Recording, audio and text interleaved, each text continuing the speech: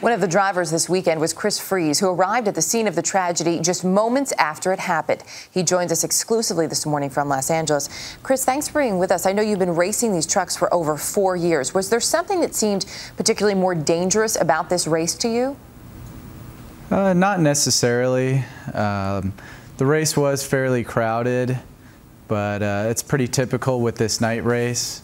We tend to have a larger crowd because it's not during the day, and the cooler weather allows more people to come out and watch these races. Well, the permit apparently was for 300 people. There were over 1,000 or around 1,000 there. As you were coming through this course, I know this only happened about 5 miles in, but did you notice anything with the fans? Did you feel uncomfortable that they were too close in any area?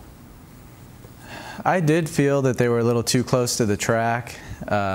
Mojave Desert Racing has on their website that fans watching are supposed to be 100 feet from the track, and at this race they were much closer than that. Does anybody, I know there were signs, but does anybody actually regulate that and move people back to a safer distance? At this location there was nobody there telling the fans to move back, but it is a 50-mile course through the desert, and it's hard to regulate the fans all over the track. A federal review of the accident was announced yesterday. There's some talk that it could lead to further restrictions for this type of racing.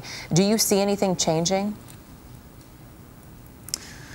Well, I hope that they continue to allow these races, but I do hope that more restrictions are put on how close fans are be able to be to the racetrack. I think they should be mandatory at least 100 feet away.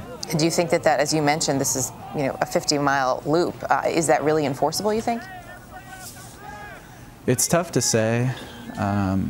Hopefully after a terrible accident like this, it will be more well known that these trucks can become out of control, and it's something that needs to happen. They need to have that 100-foot or so buffer zone in case something were to go wrong.